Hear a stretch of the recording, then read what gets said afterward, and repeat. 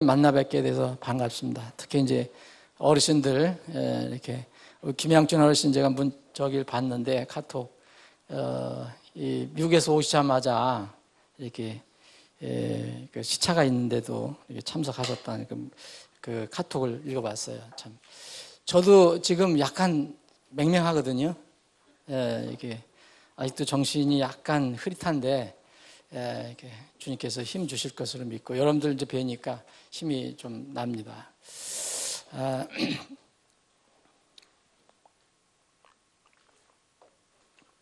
다시 작년 주일학교 시작을 하고요.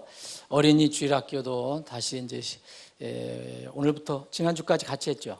오늘부터 다시 시작해서 정상적으로 이제 다시 돌아갑니다. 자, 지금 우리가 작년 주일학교에서는 그 성경의 대언에 관해서 지금 전체 큰 주제로는 성경의 대언입니다. Prophecy in the Bible. 이 큰 주제를 가지고 우리 공부를 하는데 지난주까지 큰 그 타이틀로다가 대언 속의 민족과 나라들 이렇게 공부했어요. 이제 거의 이제 마무리되는 그런 주제가 될 것 같은데요. 이제는 이제 우리가 지금 소망하는 것이 예수님의 재림이에요. 그날을 이렇게 소망하고 살고 있는데, 그러면 예수님의 재림에 대한 그 성경 말씀이 많이 예언되어 있는데, 그 재림에 관련된 예언된 사건과 이런 것들을 잘 이해하려면은, 재림은 미래적인 거니까 아직 미완성이니까 이미 하나님께서 우리에게 대언을 해주시고 그걸 성취하신 내용이 있어요. 여러 가지가 있는데 그 중에 이제 재림은 바로 전에 초림이 있잖아요. 그래서 이 그리스도의 재림에 관한 예언과 사건들을 우리가 이제 앞으로 살펴볼 건데, 그럼 먼저 오늘 잠깐 이 그리스도의 재림을 우리가 정말 그대로 믿는다면 사람들이 그리스도의 재림을 이렇게 문자적으로 믿지 않고 자기들 생각으로 이렇게 비유적으로 또 영적으로 이렇게 해석하는 사람들이 많아요. 특히 이 시대에 지금 많거든요. 그래서 그러면 우리가 재림에 관해서 성경의 대언을 우리가 이해할 때 과연 영적으로 비유적으로 이렇게 이해를 해야 될 것이냐, 그렇게 할 수 없는 이유 큰 것이 하나가 나와요. 그게 뭐냐면 예수님이 한 번 오시고 또 오신다 그랬잖아요. 그래서 초림과 재림이 있는데, 그럼 초림을 초림하시기 전에 그 전에 있는 사람들한테 대언을 주셨거든요. 구약 성경에서. 그런데 그 예언이 그러면 영적으로 이해가 됐느냐? 그 비유적으로 그게 풀렸느냐? 그렇지 않거든요. 그대로 문자적으로 이루어졌어요. 그 초림에 대해서 그 전에 예수님이 오시기, 지금부터 2000년 전이라고 얘기한다면 2000년 전에 예수님이 오시기 전에 그 전에 대언자들이 예언을 한 게 있어요. 하나님의 그 감동을 받아서 그 이사야 대언자 같으면 예수님 오시기 700년 전에 예수님의 그 초림에 대해서 얘기를 했어요.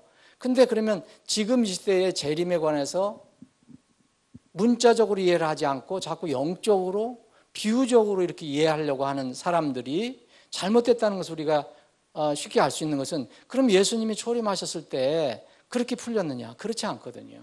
그대로 심플하게 그냥 그 대언한 내용을 그대로 믿었습니다.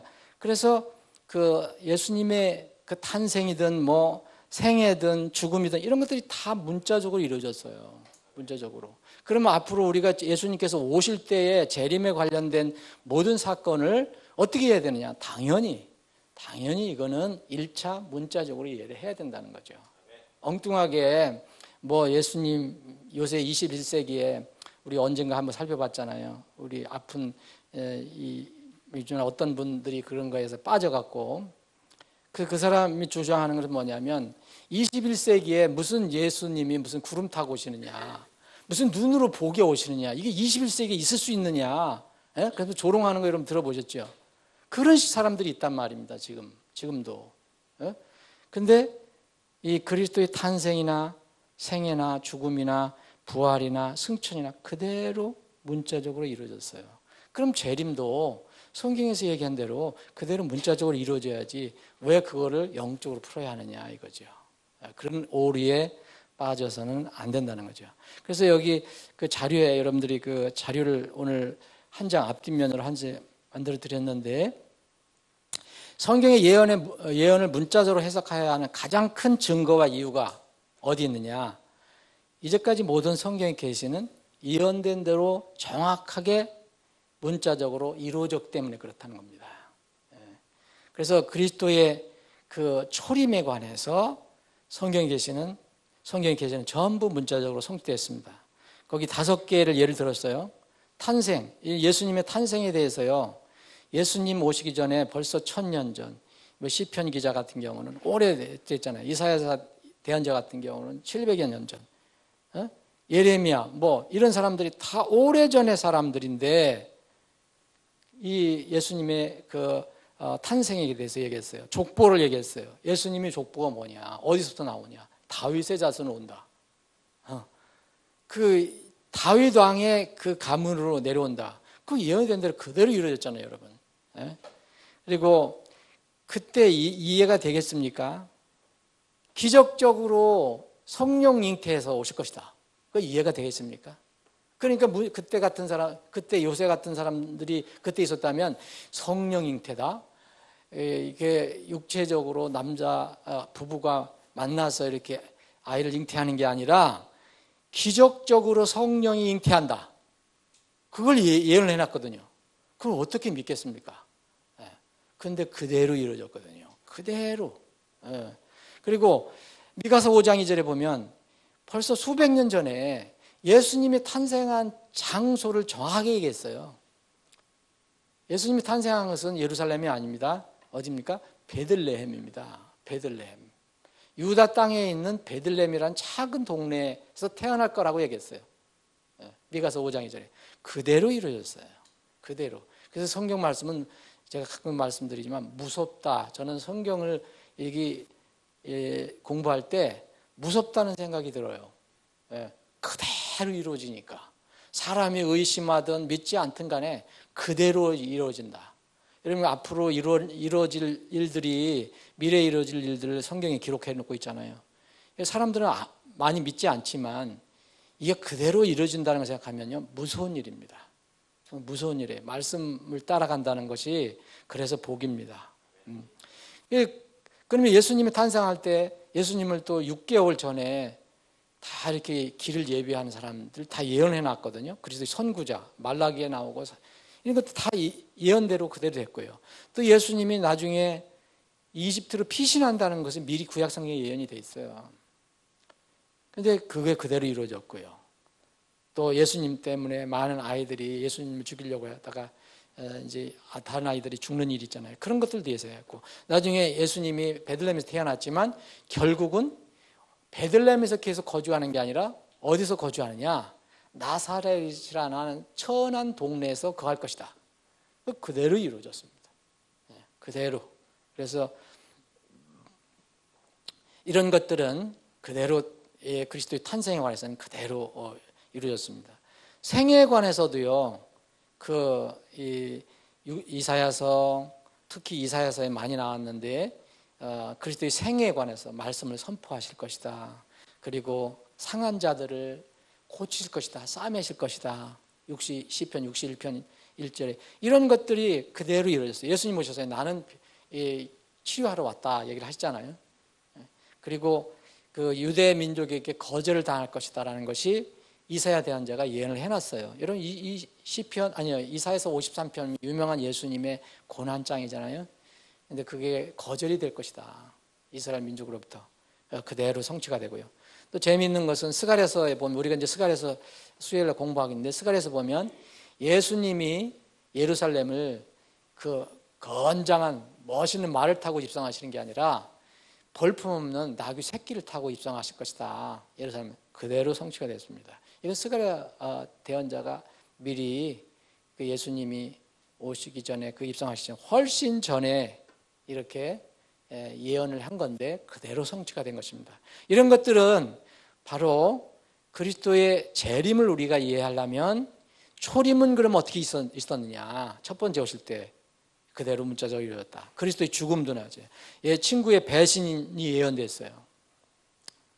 가룟 유다가 배신할 것이다. 예언이 다 됐고요. 그리고 제자들까지도 나중에 막판에 예수님을 떠날 것이다. 버릴 것이다. 두려워서. 그것도 예언이 됐고요.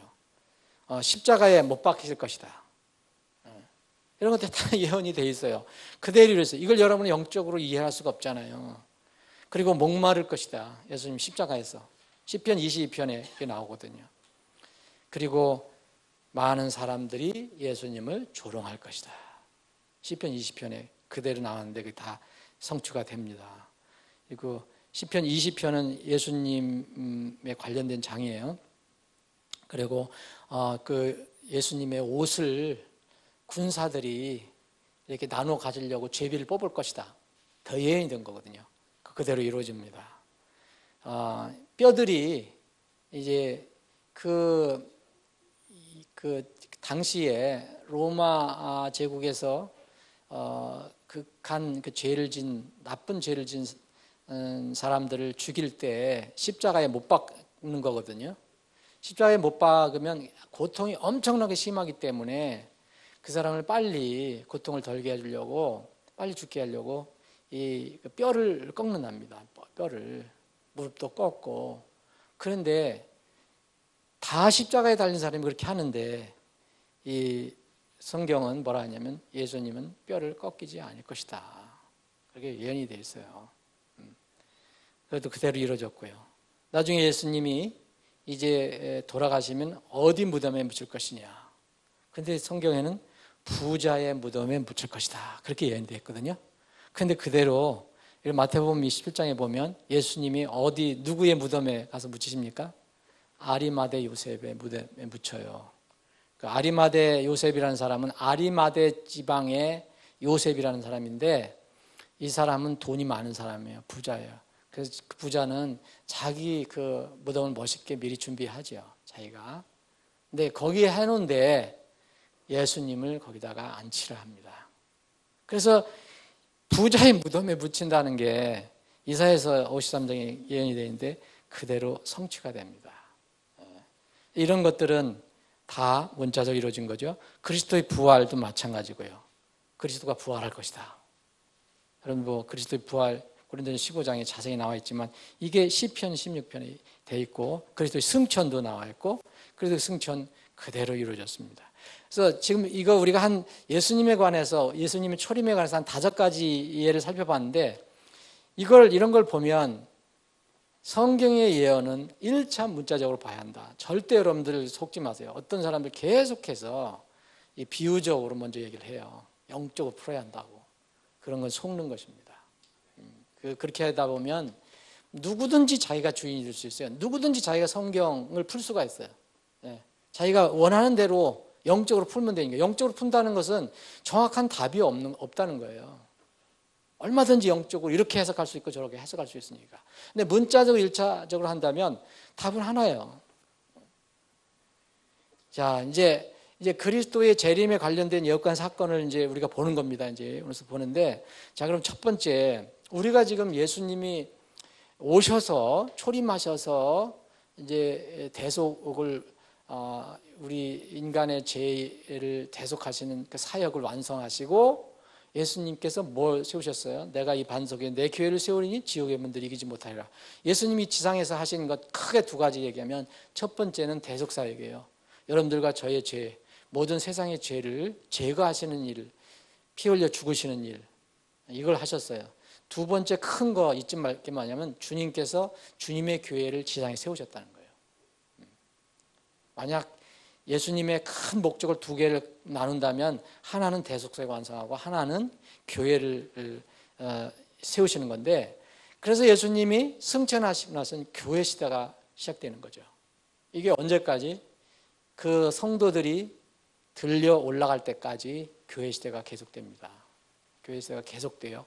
근데 이 교회 시대가 바로 예수님이 재림하실 때에 처음에 시작된 교회가 이렇게 점점 해서 예수님이 오실 때 재림할 때는 교회가 어떤 형태가 될 것이냐, 이것을 우리가 살펴보는 것도 주님의 재림에 관해서 공부하는 데 도움이 될 것입니다. 성경은 이렇게 얘기합니다. 교회는 분명히 주님의 교회예요. 내가 이 반석 위에 내 교회를 세우리랬거든요. 예수님의 교회는 순수하고 깨끗한 거, 완전한 거죠. 물론 그 안에 있는 사람들이 완전하다는 게 아니죠. 예수님의 교회 자체가. 근데 이 교회에 이렇게 자꾸 세월이 지날수록 비진리와 어떤 악과 불의가 침투하죠. 거짓 진리 같은 게 침투해서 예수님이 오실 때쯤 되면 이 교회 시대의 특징이 나타나는데, 하나가 교회 시대에 배도가 극성을 할 것이다.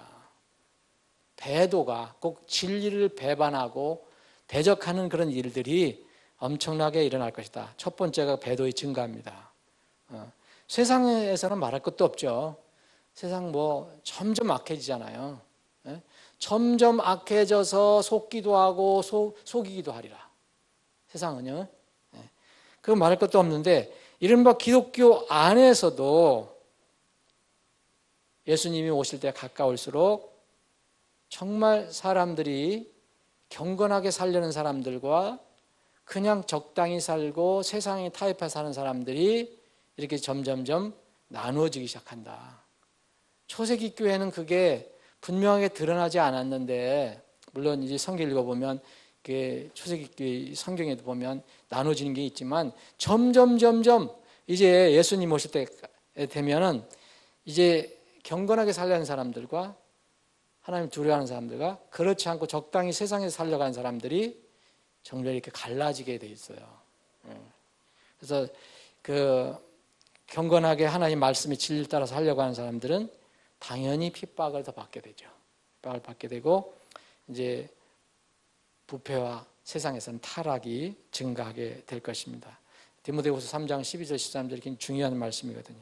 참으로 그리스도 예수님 안에서 경건하게 하나님의 뜻대로 살려고 하는 자에게는 핍박을 받을 터이나, 모든 자는 핍박을 받을 터이나 그랬어요. 그건 당연한 거죠.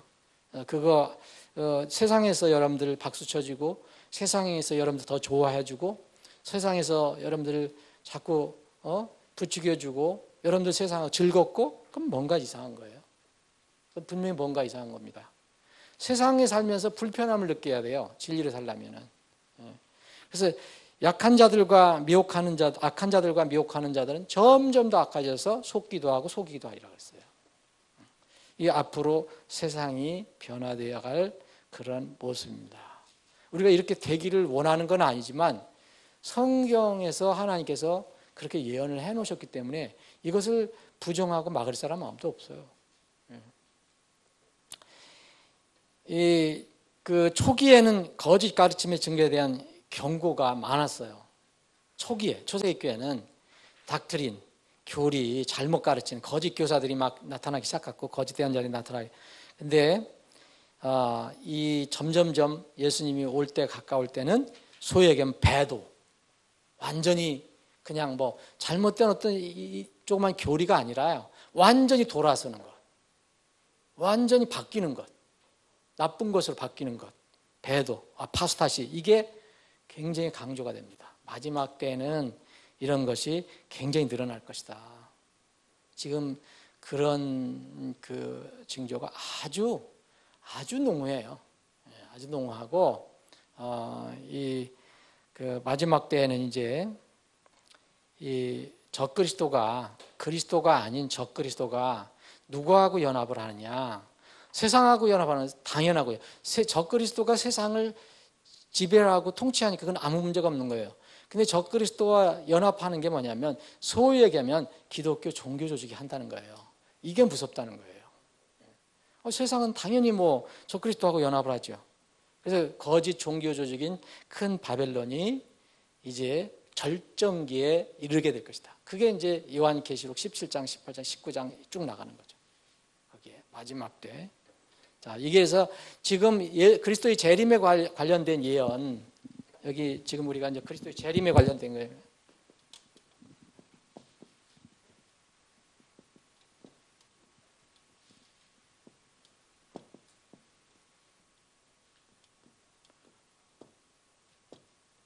뭐 재림이나 혹은 뭐 사건이나 뭐 여러 가지 재림 사건과 관련된 일들. 그래서 교회 시대에는 배도가 증가할 것이다. 지금 우리가 교회 시대예요. 이 교회 시대에 또 하나 뭐냐면 우리를 둘러싸고 있는 세상, 또 우리가 거기서 살고 있는 세상, 이게 마지막 날들의 특성 두 번째로 정리를 해본 건데, 이 기독교의 모습이 과연 어떨 것이냐. 그걸 이제 이미 예수님께서 지상에 계셨을 때 제자들이 가르쳐 줄 때 이걸 미리 예언을 해 놓으셨어요. 그 대표적인 것이 마태복음 13장이에요. 마태복음 13장. 예수님께서 하늘의 왕국에 대해서 비유를 하셨거든요. 하늘의 왕국. 지난번에도 말씀드렸지만 하늘의 왕국 하면 그 단어 자체로는 참 좋은 거 아닙니까? 예?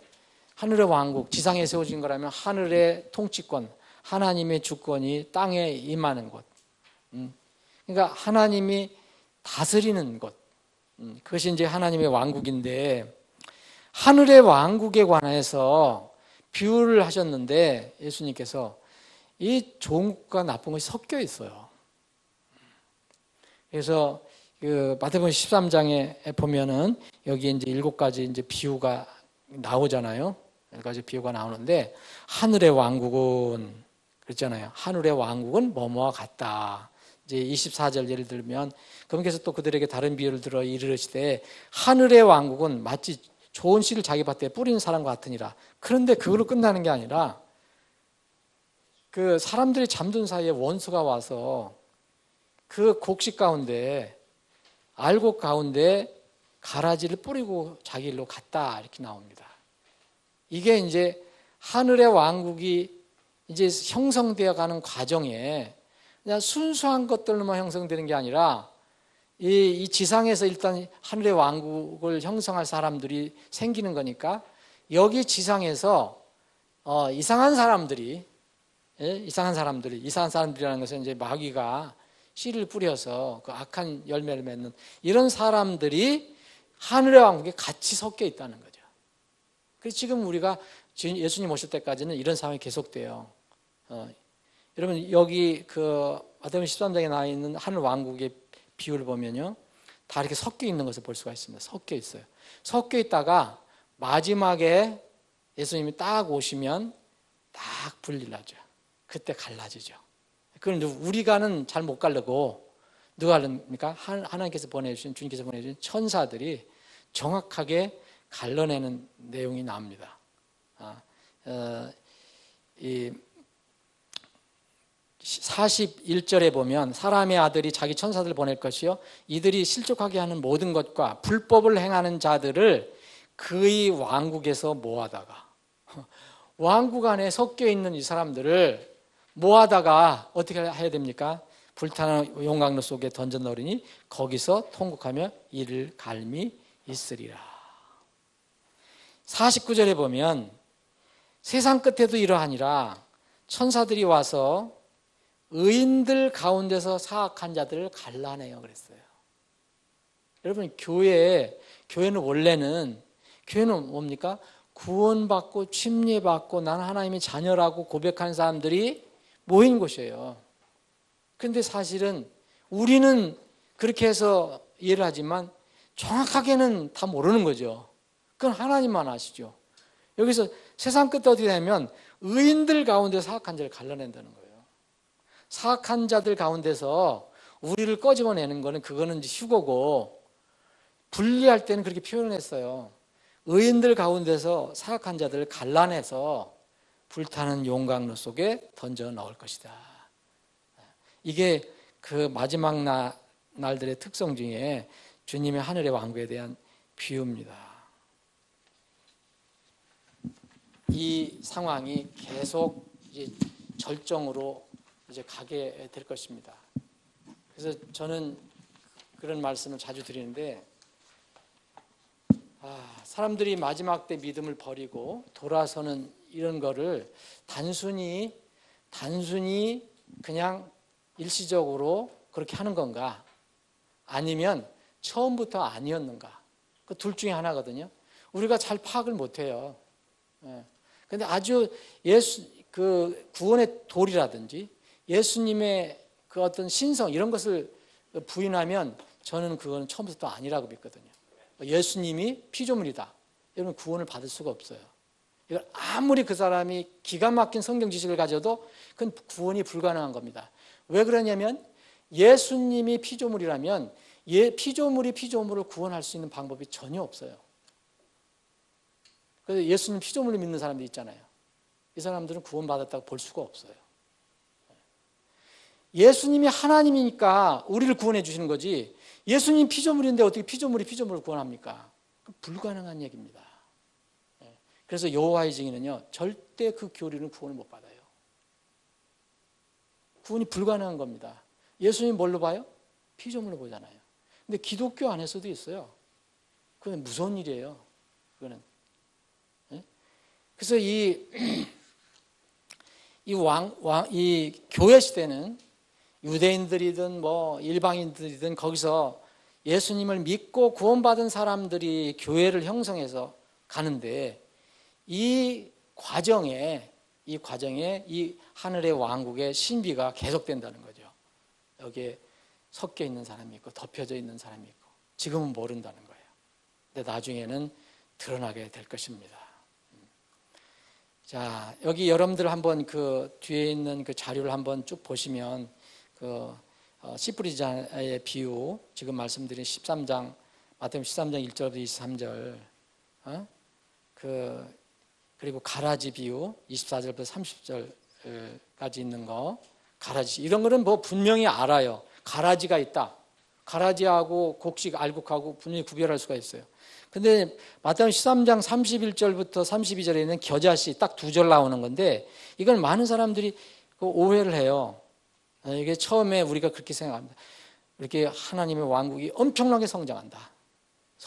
그래서 조그만 겨자씨 하나가 큰 나무를 이루어서 하나님의 왕국이 하나님 교회가 이렇게 커지고 전 세계를 이렇게 점령하고 이렇게 엄청나게 커진다 이렇게 얘기를 하는데 그런 것은 조금 조심해서 해석을 해야 돼요. 여기에 보면 성경에 보면 여기 겨자라는 것은 채소이거든요. 영어로 허브예요. 허브. 여러분 요새 허브 많이 유행하잖아요. 허브 먹자 그래갖고 허브는요 결코 트리가 될 수가 없어요. 허브는 끝까지 허브예요. 근데 갑자기 허브가 줄기신 나무로 변한다? 이건 있을 수가 없는 거예요. 근데 여기는 그렇게 주님께서 표현을 하셨거든요. 겨자씨는 허브입니다. 근데 이것이 커서 나중에 나무가 된다 그랬어요. 여기에는 그럴듯한 뭐가 있는 거예요. 만약 이게 겨자씨를 교회를 비교한다면 교회가 이상하게 비정상적으로 성장을 한다는 거죠. 그래서 이 집이 이 큰 나무가 거기에 온갖 나무 새들이 깃든다. 새는 그냥 그 평범한 의미가 있고요. 우리가 의미하는 그냥 단순한 새 의미, 날짐승. 그런데 또 하나의 의미는 뭐냐면 새는 부정한 뜻이 또 들어가 있어요. 그래서 계시록에 보면 온갖 더러운 새들이 집합하는 장소가 바로 큰 바벨론이라 했거든요. 그때의 새는 뭐냐면 부정적인 것을 얘기해요. 아주 부정적인 것을. 여기 계시록 18장 2절에 보면 이 큰 바벨론이 뭐냐면 마귀들의 거처가 되고 온갖 더러운 영의 요새가 되며 온갖 부정하고 가증한 새들의 집이 되었다 그랬어요. 가증한 새들의 집이 되었다. 그래서 여기 그런 것들이 깃든다고 그랬어요. 이런 것들은 뭔가 잘못된 것들이 기독교에 많이 들어온다. 거짓 기독교인, 거짓 교사들. 이 거짓 기독교인들, 거짓 교사들, 거짓 대언자들 많이 얘기하잖아요. 이런 것들이 기독교 안에 계속 들어온다. 점점 이제 예수님의 이름으로 세워진 단순하고 명료한 곳곳의 지역교회들이 이제는 점점 예수님이 가까울 때쯤 되면 세계에서 가장 큰 조직으로 형성이 돼가죠. 원래 처음서부터 주님의 교회는 독립이에요. 지역교회예요. 무슨 큰 조직이 없어요. 성경에는. 그건 다 이유로 성경의 그 역사를 보면 다 그 이유로 생겨진 거 아닙니까? 3세기, 빠르면 3세기, 4세기, 그리고 늦으면 6세기, 7세기서부터 캐톨릭이라는 조직이 생겼어요. 그리고 나머지 그 모든 조직은요, 다 그 이후로 생긴 거예요. 처음에 1세기, 2세기에 이 교회들은 다 각 곳에 지역적으로 독립적인 교회였었다. 근데 점점 예수님이 올 때 가까우면은 이런 것들이 조직을 해요. 서로. 조직을. 그래서 이제 어떤 교회 조직이 되는 거예요. 교단이 되고. 이것들이 이제 뭉쳐서 하나의 또 기독교 큰 단체가 되는 거죠. 그렇게 앞으로 성장할 것입니다. 부정적인 의미로.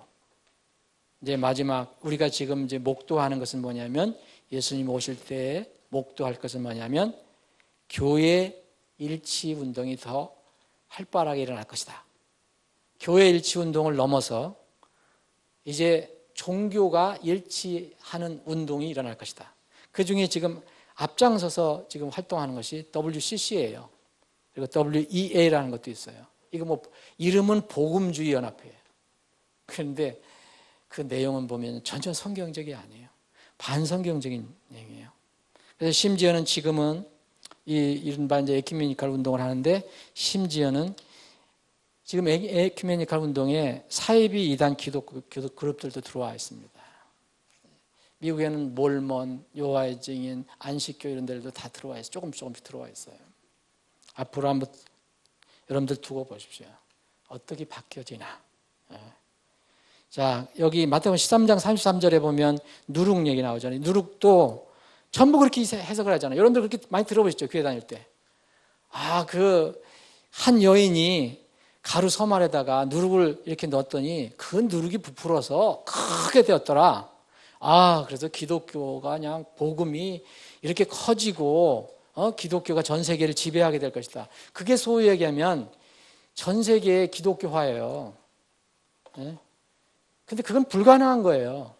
예수님 그렇게 얘기하신 적도 없고 우리는 가서 복음을 전하라는 거지 그렇게 전 세계가 복음으로 하나 될 것이라는 얘기를 하신 적이 전혀 없습니다. 오히려 안타깝지만 반대로 말씀하셨어요. 우리가 하는 것은 전 세계를 복음하는 게 아니라 복음하자 그런 뜻으로 얘기하는 건 좋아요. 될 수는 없어요. 그런데 우리가 하는 것은 그냥 복음을 전 세계에 다니면서 땅끝까지 다니면서 복음을 전하는 거예요. 그게 우리가 하는 일이에요. 근데 숨겨진 누룩이 있어요. 이게 누룩은 성경에서 전혀 부정적인 의미래요. 한 번도 긍정적으로 의미로 쓴 적이 없어요. 누룩은 뭘 또 만드는 거죠, 여러분? 술 만드는 거예요. 술 만드는 거. 그래서 이 여인이 거짓 기독교라고 볼 수 있어요. 거짓 기독교를 퍼뜨리는 어떤 그 매체. 어떤 가루 서말에 그 누룩을 넣었다. 그랬잖아요. 근데 여기에 누룩을 넣었다. 그럼 기독교에 점점 이 누룩이 부풀어 갈 것이다. 누룩이 이제 빵 만들 때 보면 얼마나 멋있게 이렇게 부풀어 갑니다. 빵은 맛있지만 기독교에 들어오면 안 돼요. 그래서 이것이 점점 이렇게 돼갖고 결국 교회는요, 예수 그리스도 신부거든요. 신부의 특징이 뭐예요? 정결이에요. 성결. 결혼하는 사람이 신부가 몸이 더러우면 되겠어요? 그래서 우리가 예수 그리스도의 신부를 하는데 신부의 첫째 조건은 순결인데 교회가 지금 순결을 잃어가고 있다는 거죠. 그래서 실제로 이제 세상과 짝하잖아요, 교회들이. 심지어 마귀의 교리까지 받아들이잖아요. 그럴듯한 이름으로. 그래서 성경에 뭐라 그랬어요? 몸을 파는 여자라고 비유를 했잖아요. 몸을 파는 여자. 이런 일이 계속 되다가 요즘 했잖아요. 세상 끝이 오죠. 세상 끝이 오는데 가라지를 모아 불태우는 것 같이 이 세상 끝에도 그러하리라. 분명히 세상 끝이 있어요. 근데 그게 우리 앞에 가까이 왔다 하는 것을 우리가 인식하고 사는 겁니다. 예수님께서 재림하실 때 제일 먼저 멸하시는 것이 배도한 종교 조직이에요. 그게 바벨론이에요. 바벨론이 망하게 됩니다. 여기 그 마태복음 13장 36절부터 43절까지는 이 세상 끝에 관해서 이야기를 하고 있어요. 자, 우리가 오늘 이제 그리스도의 재림에 대한 예언, 그 관련된 사건, 이런 것은 이제 우리가 살펴봅니다. 다음 주에 그 계속해서 마지막 날들의 성격을 봅니다. 지금 우리가 공부하는 것은 긍정적인 면보다 부정적인 면, 경고를 받아들여야 하고 정말 기도해야 되고 우리가 어떻게 서야 할 것이고, 그래서 주님께서 늘 말씀하신 것은 정말 정신 차리라, 깨어 있어라. 여러분 비사버, 정신 차리라. 술 먹은 상태로 혼동되지 말고, 비행기를 타고 할 수 없이 이제 오면은 뭐 정신이 조금 왔다 갔다 하지만, 그런 것보다도 세상을 살면서 세상 것에 취하고 비진리에 취하고 물질에 취하고 그럼 정신이 흐리멍덩해져요. 그래서 예수님께서 절대 정신을 차리라, 정신을 차리라는 거예요. 그래서 우리는 그런 시대에 지금 살고 있습니다. 계속해서 다음 주에 이어서 공부하겠습니다. 주님, 오늘도 저희들에게 믿음을 주셔서 하나님의 집, 진리 기둥과 터에 나와 하나님을 경배할 수 있도록, 그리고 하나님께 주신 말씀을 서로 나눌 수 있는 이런 기회를 주심을 감사합니다. 주님, 우리가 지금 마지막 때에 살고 있습니다. 주님의 오심을 간절히 소망하며 사는 그런 시대에 살고 있습니다. 주님, 우리가 공부를 할 때, 이 말씀을 공부할 때 우리의 믿음이 더 단단해지게 하시고 더 튼튼해지게 하셔서 어떤 상황이 우리 앞에 있어도 말씀을 붙들고 승리하는 저희들이 되게 해 주옵소서. 이 시간 이후로 진행되는 모든 순서와 절차를 오직 주님의 손에 의탁합니다. 주님 홀로 영광 받아 주시옵시고 우리는 기쁨과 감사가 넘치는 시간이 되게 해 주옵소서. 거룩하신 예수님의 이름으로 기도합니다. 아멘.